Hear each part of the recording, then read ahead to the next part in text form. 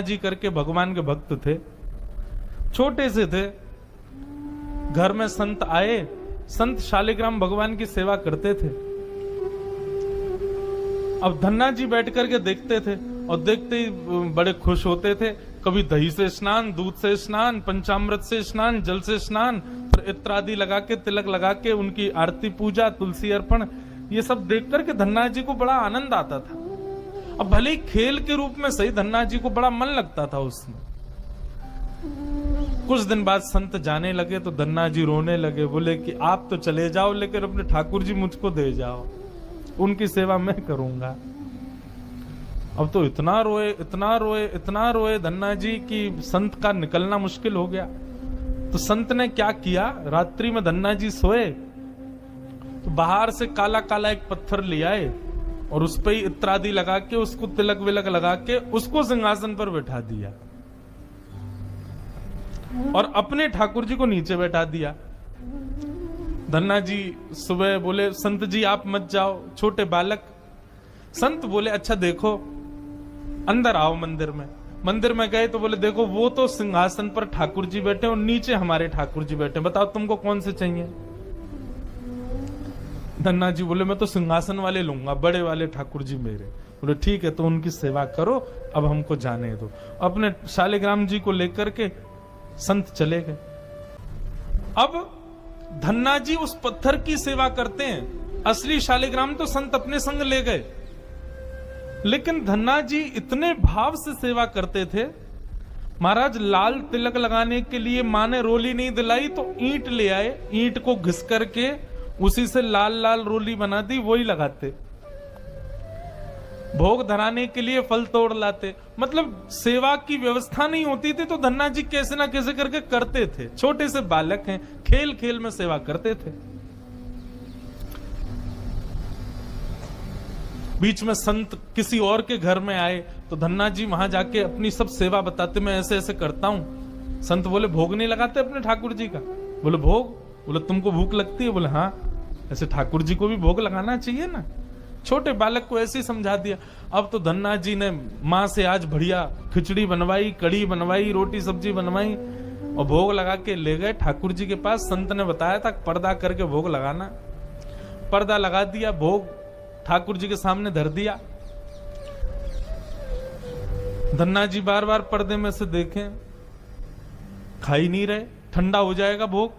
ठाकुर जी खा लो जल्दी से, देखो बढ़िया गरम गरम कड़ी लाया हूं और खिचड़ी बनाई, मैया ने घी डाला उस पर, पालो प्रेम से। बहुत देर हो गई, ठाकुर जी नहीं पाए तो धन्ना जी वहीं लेट गए। बोले आप नहीं पाओगे तो मैं भी नहीं पाऊंगा, मैं भी भूखा ही रहूंगा फिर। अब इतना सहज सरल प्रेम धन्ना जी का, भूखे प्यासे धन्ना जी पड़े हैं नीचे, छोटा सा बालक है, ठाकुर जी से देखा नहीं गया। इतने में ही महाराज लेट गए धन्ना जी, उनको चटकारों की आवाज आने लगी। चटकारे, जैसे कोई आदमी को ज्यादा स्वाद आए तो अपनी उंगलियां चाटता है ना, तो जब चट चट आवाज आती है चाटने पर, ऐसे चटकारों की आवाज आई। धन्ना जी बोले, ये चटकारे कहां से आ रहे हैं। जैसे ही पीछे देखा पर्दा खोल करके तो नन्हे से बाल गोपाल प्रकट हो गए हैं और धन्ना जी के सुंदर प्रसाद को स्वीकार कर रहे, पा रहे हैं। असली शालिग्राम नहीं थे धन्ना जी के, पत्थर की सेवा करते थे, लेकिन भाव और विश्वास इतना ठाकुर जी के प्रति, ठाकुर जी प्रकट हो गए। अब धन्ना जी थोड़े बड़े हो गए तो घर की गैयाएं चराने जाते थे और अपने ठाकुर जी को जेब में धर के ले जाते थे। और गैया जब चरती थी तो पेड़ के नीचे बैठ के ठाकुर जी को निकाल लेते और कहते, ठाकुर जी अब कोई ना आए, प्रकट है जाओ। सो ठाकुर जी प्रकट हो जाते, धन्ना जी के साथ खूब लीला करते। एक दिन ठाकुर जी ने धन्ना जी से कहा, आज गाय चराने नहीं जाओगे। बोले आज हमारी बुआ जी आई हैं, घर में बहुत सारे मेहमान आए, आज हम नहीं जाएंगे। तो ठाकुर जी बोले, एक काम कर, गैयान को गांव से बाहर ले जा और मोकू भी बाहर पधराया, तेरी जगह आज गैया मैं चराया आऊंगा। तो यही होने लगा। अब थोड़ी दूर तक धन्ना जी जाते, उसके बाद ठाकुर जी को बाहर निकालते और ठाकुर जी प्रकट हो जाते, गैया चराने ठाकुर जी जाते। आज 11-12 साल हो गए, वो संत आए जिनके शालिग्राम जी की सेवा थी। संत जैसे आए, धन्ना जी ने प्रणाम किया, जय हो मेरे गुरुदेव, गुरु जी के चरणों में प्रणाम। गुरु जी आपने ऐसे ठाकुर जी प्रदान किए, मेरा तो जीवन उत्सव हो गया। अच्छा कहां है तुम्हारे ठाकुर जी, सेवा पूजा कैसी चल रही, अभी तक कर ही रहे हो? उनको लगी पत्थर है, बचपन में की होगी, अब तो बड़ा हो गया। कहां है तुम्हारे ठाकुर जी? बोले ठाकुर जी अभी नहीं है, ठाकुर जी तो गैया चराने गए। संत बोले मतलब?